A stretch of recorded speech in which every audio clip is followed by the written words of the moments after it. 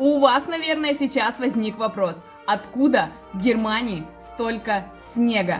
Но на самом деле, еще в декабре в Дюссельдорфе шел дождь, а это Россия, ребят. И о том, как мы сюда попали и что нам для этого понадобилось, как раз и будет посвящено это видео. Актуальный вопрос в связи с пандемией. Поэтому ставьте лайк, подписывайтесь на канал и погнали! Наше путешествие в Россию началось из немецкого города Дюссельдорф. И сразу все пошло наперекосяк. Мы еще не отъехали от Дюссельдорфа, у меня сломался чемодан. Круто, да? Теперь я повезу его вот так. Так себе, конечно, удовольствие. Такая официальная картина. Но с этой маленькой неприятностью мы, конечно же, справились и благополучно добрались до аэропорта. До нужного терминала в аэропорту Дюссельдорфа нас доставил воздушный поезд. Очень интересное решение.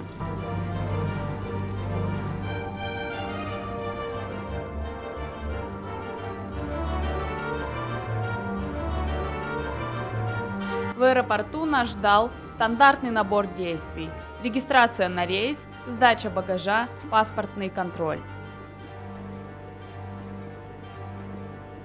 Контроль мы прошли, спросили прививки только один раз, мы показали свои паспорта, вот эти желтенькие, и все, на границе даже ничего не спросили на проверке документов. Посмотрели наши карточки ВНЖ, посмотрели паспорт, и все, пожелали счастливого пути. Никаких проблем не было.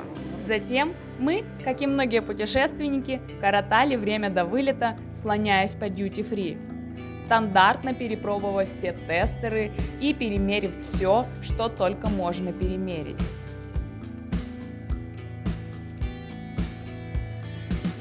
Кстати, если вы вдруг не успели купить немецких сувениров, то сделать это можно прямо здесь, в Duty Free.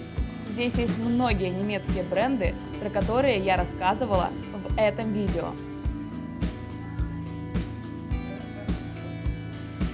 Потом мы подкрепились перед долгим перелетом и пошли на посадку.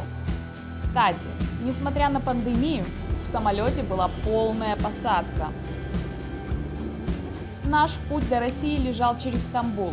Перелет до Турции должен был занять 3 часа, но здесь нас ждал еще один сюрприз. Thank you for your understanding and patience. I will share further information when I get it. Thank you. И что, сколько ждать-то в итоге? Ну, не сказал.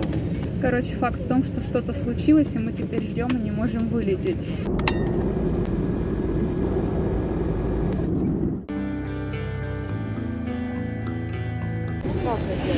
Друзья, вы, наверное, уже догадались, что мы в Стамбуле. Паспортный контроль мы прошли очень быстро и без лишних вопросов. Точно так же показали просто паспорт и наш QR-код о том, что мы вакцинированы, и все. Здесь, в Стамбуле, мы решили задержаться на несколько дней, так как все равно летим с пересадкой, так почему бы не посмотреть город? Но так как в этом видео я вам рассказываю о том, как мы летим из Германии в Россию и что нам для этого понадобилось, про Стамбул будет отдельное видео на моем канале, поэтому нажимайте красную кнопочку внизу подписаться, чтобы ничего не пропустить.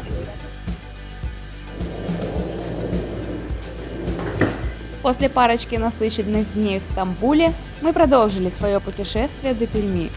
Благо, между этими городами есть прямое сообщение. До аэропортов в Стамбуле ехать больше часа. Так как вылет у нас был утром, мы решили подстраховаться и поехать на такси. Такси в Стамбуле до аэропорта вышло у нас 400 лир. Чемодан, кстати, у меня окончательно развалился. Отпала теперь у меня не только вот эта ручка, но еще и вот это. И вот это себя не очень хорошо чувствует. Но это вот я на всякий случай приберегла, не знаю зачем, вдруг пригодится. Взвешиваемся и идем на регистрацию. Что, сколько? 9,5. Норм. Проходим в победу. И этот 10. Далее нас опять ждала стандартная процедура регистрации и сдачи багажа. быстрый турецкий паспортный контроль, на котором понадобился только загранпаспорт. В этот раз даже вакцинацию не проверяли. А авиакомпания «Победа», как всегда, скрупулезно относится к провозу багажа и ручной клади. В этот раз нам сообщили, что все, что мы купим в Duty Free, также должно вмещаться по габаритам в этот маленький ящичек вместе с ручной кладью. Ну как же без приобретения местных напитков и сладостей? Поэтому мы все же изловчились поместить в ручную кладь все свои покупки.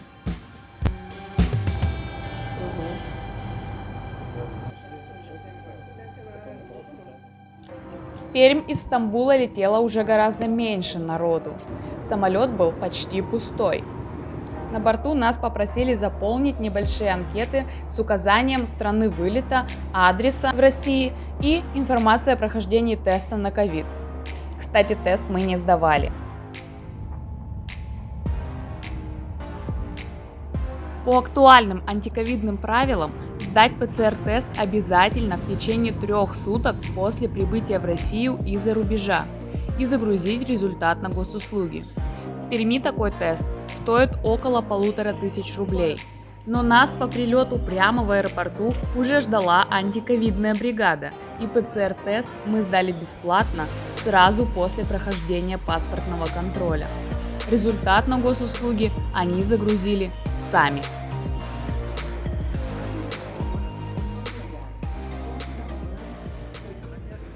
Итак, друзья, для того, чтобы приехать в Россию, нам в итоге понадобилось загранпаспорт, немецкое ВНЖ. Не обошлось, конечно же, без QR-кода о том, что у нас стоит прививка от ковид. И по прилету в Россию в течение 3 суток нам нужно было сдать ПЦР-тест, так как наша прививка на ковид не признана Российской Федерацией. Также в самолете мы заполнили анкету прибывающих в РФ из-за рубежа. Эту же анкету можно было заполнить на госуслугах. И на паспортном контроле по прилету в РФ нас спросили о том, где, в каких странах мы были в течение последних 14 дней. Мы ответили, что мы были в Германии и в Турции, и дальнейших вопросов от инспектора не последовало. Вот так вот достаточно просто и быстро состоялся наш полет в Россию. Ничего сверхъестественного не потребовалось, и никакого карантина нам сидеть здесь не нужно было. Поэтому, друзья, если это видео было вам полезно, ставьте лайк, подписывайтесь на канал, делитесь этим видео с друзьями. Не забывайте, что вы можете помочь каналу материально по ссылке в описании в этом видео. И до новых встреч!